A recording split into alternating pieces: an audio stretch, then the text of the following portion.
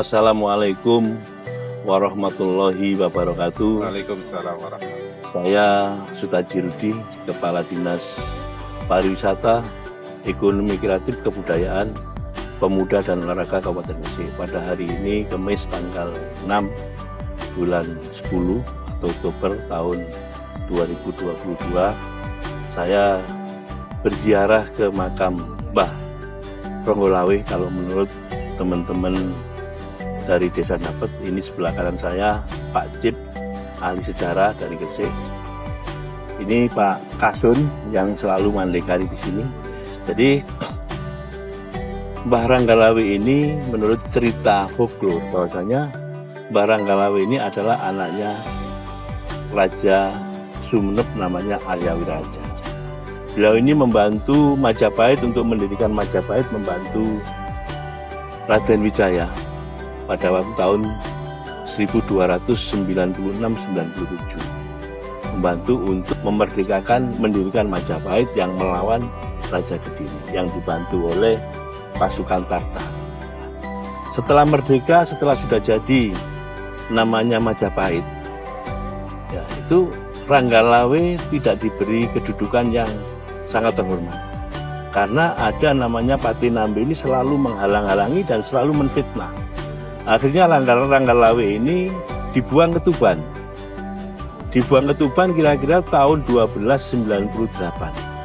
Beliau di sana tidak terlalu lama karena si Patinambe ini selalu menfitnah bahwa rasanya Ronggolawe begini. Akhirnya Ronggolawe jengkel, akhirnya terjadilah peperangan antara Majapahit yang dipimpin oleh Patinambe dengan Ronggolawe dengan pasukannya. Pada waktu itu Ronggolawe tidak banyak pasukannya, tidak sampai 500. Tapi Majapahit banyak. Akhirnya terjadilah perang di daerah Tambak Beras, di pinggir sungai, pinggir kali. Sebetulnya Ronggolawe ini mau memenangkan pertempuran itu karena kesaktiannya dengan membawa keris yang namanya Megalamat.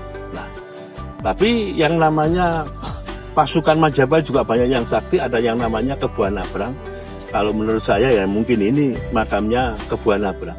Akhirnya terjadi Kebuanabrang punya kesaktian yang ada di tangan kanan.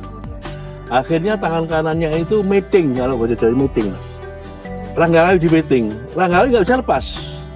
Akhirnya Ronggolawe dengan mengambil keris Megalamat ditancapkan di ulu hatinya si Kebuanabrang. Akhirnya sama-sama meninggal. Sama-sama meninggal, lalu terjebur di sungai yang namanya Beras. Sungai Tambak Beras dulu connect dengan Kali Lamong. Sampai Kintir ya, sampai ke Kali Lamong. Ini kira-kira 70 meter ini ada Kali Lamong, Pak ya, Kali Lamong. Nah, setelah itu ditemukan dua mayat ini oleh warga di Desa Dapet. Nggak tahu dulu belum tahun 13 itu namanya apa. Ditemukan. Akhirnya karena ini make kebesaran kerajaan, masyarakat tahu kalau ini bukan masyarakat biasa. Ini adalah raja. Akhirnya dia mendengar kalau ini setelah peperangan di Tambak Beras. Akhirnya diketahui kalau itu Mbah Ronggolawe. Akhirnya dimakamkan di sini pada tahun kalau nggak salah 1298. Dimakam pas di Desa Dapet ini. Kenapa saya katakan begitu? Karena pada tahun 1298 atau 97 itu belum ada yang namanya ambulan. Dan pasukan Ronggolawe kalah. Tidak memungkinkan bahwasanya si pasukannya Ronggolawe akan menyelamatkan karena masih sudah jadi mayat. Bisa menyelamatkan diri saja sudah alhamdulillah. Jangankan membawa mayatnya Ronggolawe. Memang di Tuban juga ada makamnya, tapi ya seperti itu. Kalau dari Tambak Beras ke Tuban kira-kira ya 100 kilo.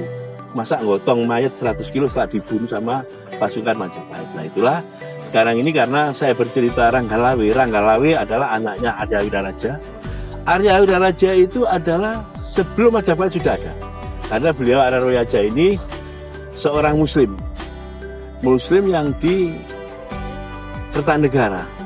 Jadi Kertanegara namanya raja di Singosari. Dia mengajak Kertanegara untuk masuk Islam karena Kertanegara pada waktu itu masih agama Bhairawa Tantra atau Tantrayana. Akhirnya dengan jengkelnya si Kertanegara dibuanglah Aryawiraja ke Madura. Nah, sama Ranggalawe kan anaknya akhirnya ikut. Nah, setelah itu namanya Raden Wijaya ini minta bantuan. Nah, itulah pada waktu kesininya si Ranggalawe disuruh ikut untuk membantu mendirikan Majapahit. Majapahit itu sama dengan Wilwatikta. Wilwatikta itu adalah buah yang pahit. Nah, begitu sekedar cerita folklore, dan ini mungkin saya meyakini bahwasanya ini adalah makam, dan kalau petilasan saya rasa boten, karena si Mbak Ranggalawe ini tidak pernah sini, langsung dulu ke Majapahit, Islam Majapahit, jadi dia ke Tuban baru perang di sini, meninggal di makam. Nah, inilah cerita folklore. Moga-moga teman-teman para sejarawan, budayawan bisa melestarikan makamnya para leluhur kita. Sekian, terima kasih, mohon maaf. Wassalamualaikum warahmatullahi wabarakatuh.